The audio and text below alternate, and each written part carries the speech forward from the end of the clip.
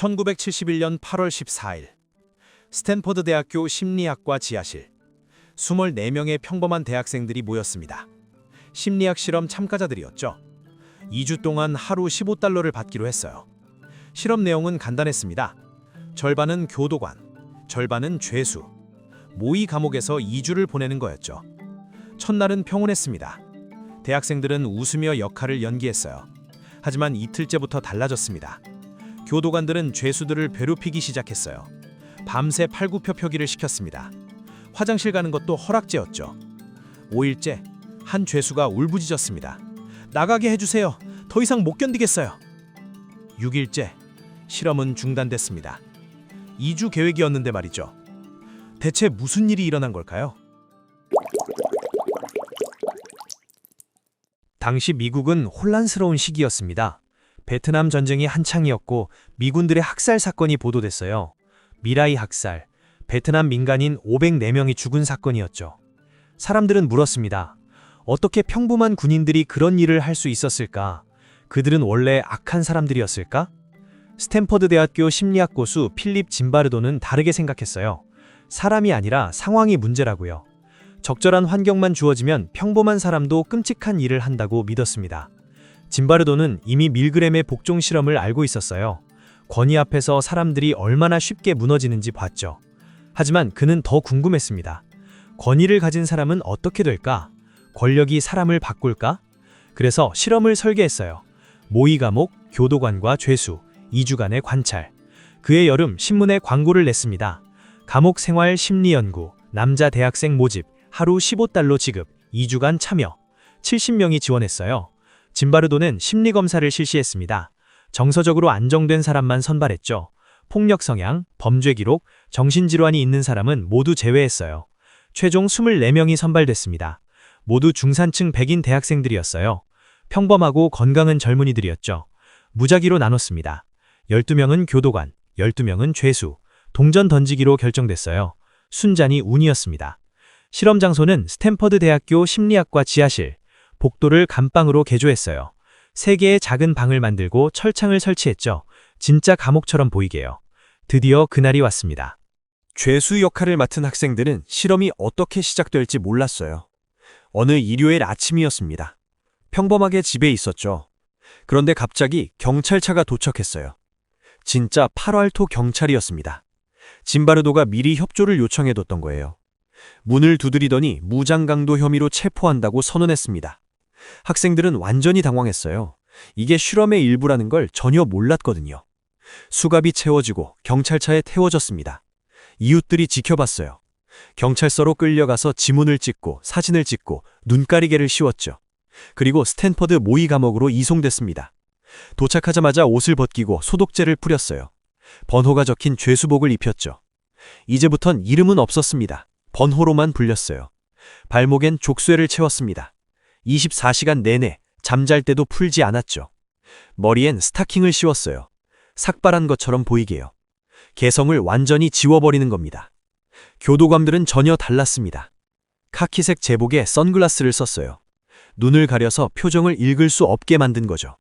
곤봉과 호루라기도 지급됐습니다. 짐바르도는 교도관들에게 말했어요. 규칙을 만드세요. 질서를 유지하세요. 신체적 폭력은 금지지만 심리적 압박은 괜찮습니다. 죄수들이 무력감을 느끼게 만드세요. 첫날 밤 교도관들이 규칙을 발표했습니다. 번호로만 불릴 것, 교도관은 미스터 교정관이라고 부를 것, 허락 없이 말하지 말 것, 식사와 화장실은 특권이라는 것. 죄수들은 처음엔 웃었어요. 그냥 역할극이잖아요. 하지만 밤이 되자 분위기가 확 달라졌습니다. 새벽 2시 30분, 갑자기 호루라기 소리가 울렸어요. 점호 시간이라며 죄수들을 깨웠습니다. 졸린 눈으로 일어나 번호를 외쳤죠. 한 명이 번호를 틀렸습니다. 팔굽혀펴기 20개. 죄수는 웃으며 했어요.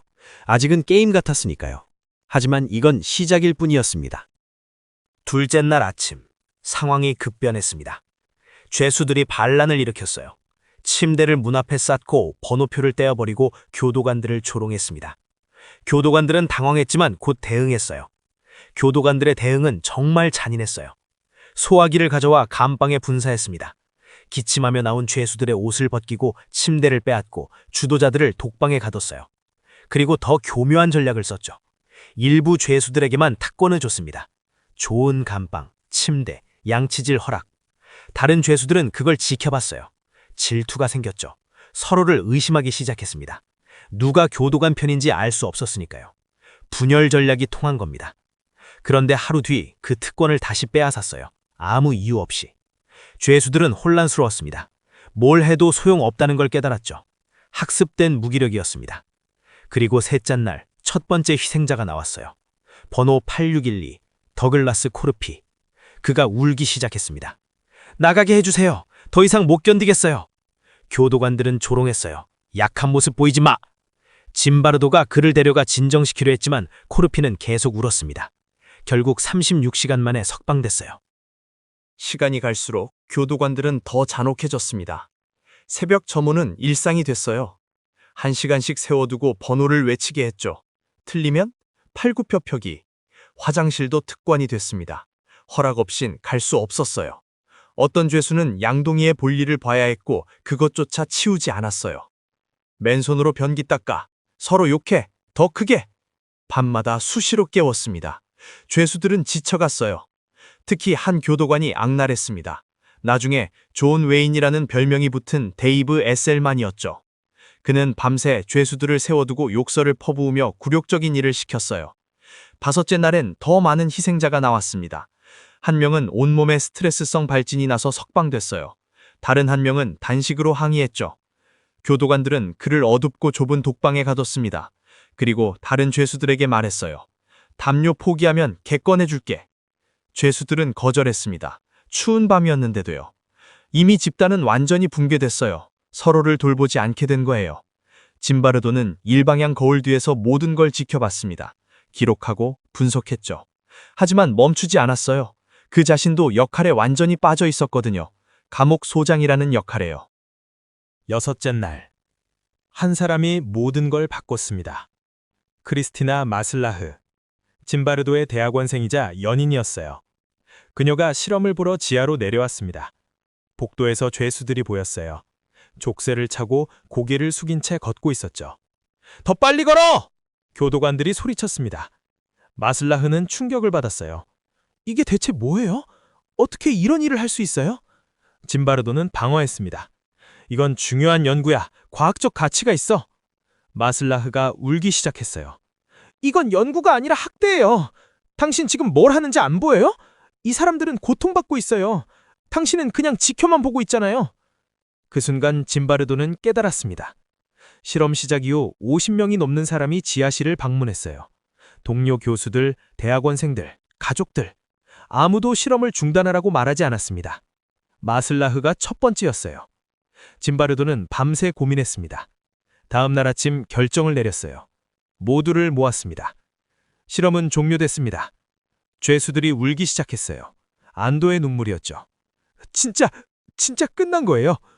믿지 못하는 사람도 있었습니다. 교도관들은 실망한 표정이었어요. 어떤 이는 더 하고 싶어 했죠. 6일, 2주 계획이 6일 만에 끝났습니다. 실험이 끝난 뒤 짐바르도는 참가자들을 인터뷰했습니다. 교도관들은 대부분 이렇게 말했어요. 역할이었어요. 감옥은 원래 그런 곳 아니에요? 통제해야 한다고 생각했죠. 존 웨인, 가장 가혹했던 그는 솔직했습니다. 재미있었어요. 권력을 가진 느낌이 좋더라고요. 죄수들은 달랐어요. 많은 이들이 트라우마를 겪었습니다. 악몽, 불안감. 진짜 감옥에 있는 것 같았어요. 나올 수 없을 것 같았어요. 코르피는 말했습니다. 전 정말 죄수라고 느꼈어요. 실험이라는 걸 완전히 잊었어요. 짐바르도는 결론을 내렸습니다. 상황이 사람을 바꿉니다. 평범한 대학생들이 6일 만에 변했어요. 교도관은 가학자가 되고 죄수는 무기력해졌죠. 권력은 사람을 파락시킵니다. 제복, 선글라스, 곤봉 같은 작은 상징들만으로도요. 익명성이 악을 가능하게 합니다. 선글라스 뒤에서 표정을 숨기니 책임감도 사라진 거예요. 실험은 유명해졌습니다. 심리학 교과서, 영화, 다큐멘터리. 짐바르도는 스타가 됐죠. 스탠퍼드 감옥 실험이 증명했습니다. 상황의 힘, 인간 본성의 어두운 면을.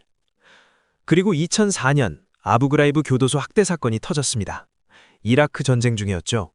미군 교도관들이 포로들을 학대하는 사진이 공개됐어요. 충격적이었습니다.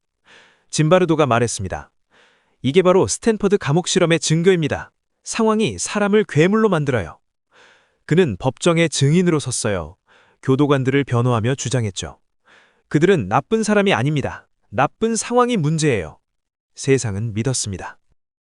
그런데 2018년 모든 게 흔들리기 시작했습니다.